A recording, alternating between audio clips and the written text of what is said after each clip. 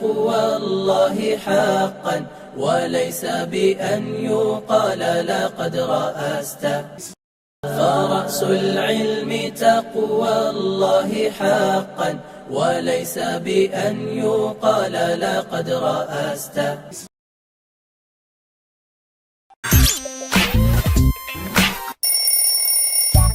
السلام عليكم ورحمة الله وبركاته.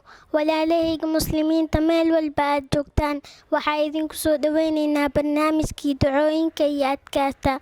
رأس العلم تقوى الله حقا وليس بأن يقال لقد رأست.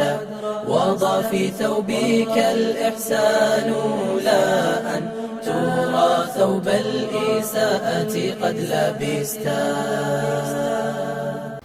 walaalahayga muslimiinta maanta waxaan baran doonaa duco aad u muhiim ah oo qiimo badan oo ah markii cuntada la bilaabayo ducada la akhrisanayo iyo gacanta lagu cunayo iyo markii la dhergo ducada la akhrisanayo. oona kusoo dhaweynaynaa Roodo Cabdiqaadir Siidow. Roodo, waxaan ku weydiinaa ducada markii cuntada la bilaabayo la akhrisanayo iyo gacanta lagu cunayo. gacanta midigta. ducadani bismillaah. haye markii la dhergo ducada la akhrisanayo.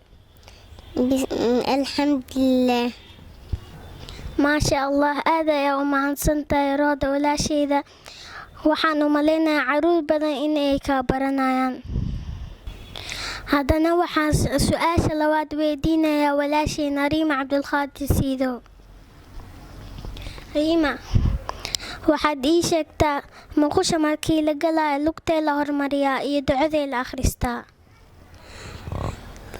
muqusha markii la galayo lugta loo hormariyo waa bidixda.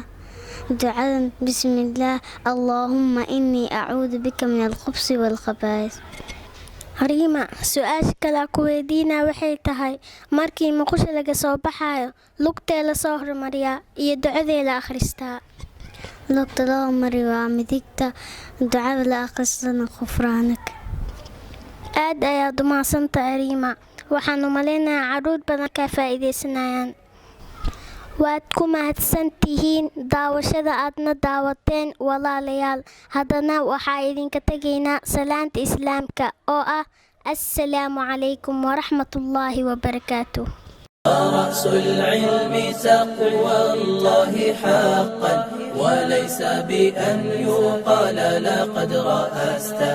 وضع في ثوبك الإحسان لا أن ترى ثوب الإساءة قد لبست. أعجبك الفيديو؟ لا تنسى الإعجاب والاشتراك في القناة.